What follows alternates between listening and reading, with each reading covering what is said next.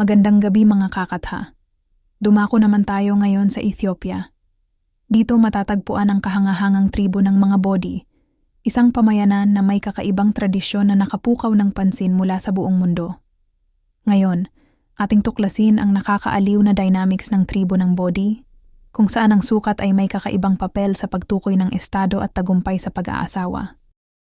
Ang mga tao ng tribong Bodi, kilala sa kanilang masigla at makulay na kultura, ay may kakaibang paraan ng pagtutukoy ng kanilang posisyon sa lipunan.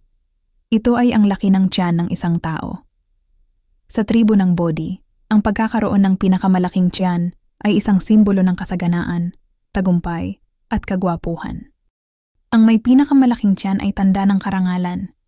Ito ay sumasagisag sa kakayahan ng isang tao na magbigay para sa kanyang sarili at sa kanyang pamilya. Ito rin ay itinuturing na kaakit-akit, lalo na pagdating sa paghahanap ng asawa. Sa kahangahangang paraan, sa tribong ito, ang sosyal na estado ng isang lalaki ay madalas na nakabatay sa laki ng kanyang tiyan at maaring makaapekto ito sa kanyang kakayahang makaakit ng maraming asawa.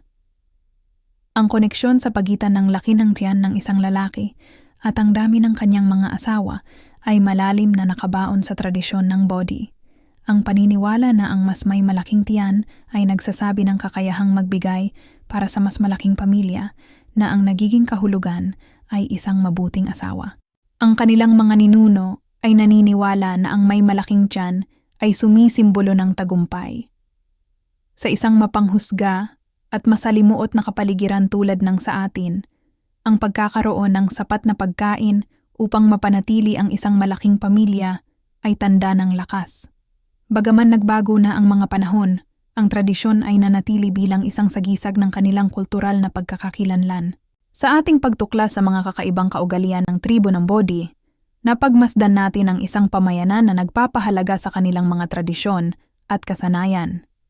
Sa isang mundo na kung saan ang mga kultura ay may iba't ibang paraan ng pagdiriwang, ipinapakita ng mga Bodi ang isang pasilip sa isang paraan ng pamumuhay kung saan ang laki ng tiyan ng isang tao ay hindi lamang pisikal na katangian kundi isang pagpapahayag ng makulay na kultura.